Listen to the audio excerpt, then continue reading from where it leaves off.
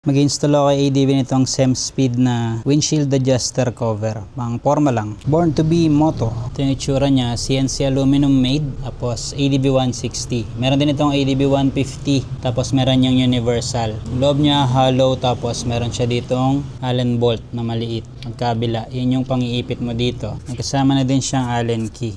Lagyan ko lang ng konting thread locker para fix na siya. So yung ADB 160 siguro ay gaganyan ko ng position. Sagad na ba to? Piling ko lamang i-press maigi. Tingnan natin kung mababaw natin. Yun, lumulubog siya. Rubber mallet. Yan, lubog na. Lapat ko lang.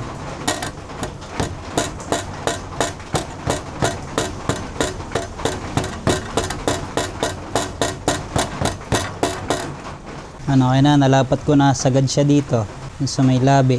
Ipitan ko na lang yung Allen bolt gamit yung Allen key nakasama. Wala na talagang tanggalan to pala. Kasi pinukpo ko pa ng rubber mallet para malapat ko. Hindi siya basta-basta mananakaw.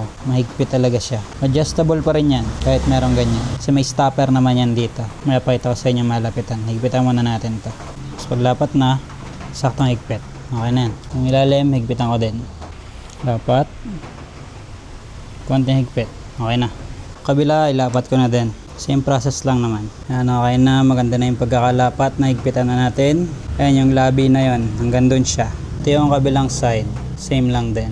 Dapat hanggang dun sa labi. Hindi siya masyadong halata. Pero dagdag forma. Dito medyo nag-iba yung itsura. Pag nakatagilid, mas kita. ADB 160. Windshield adjuster cover. Ganda ng fitment niya. Hindi basta-basta mananakaw.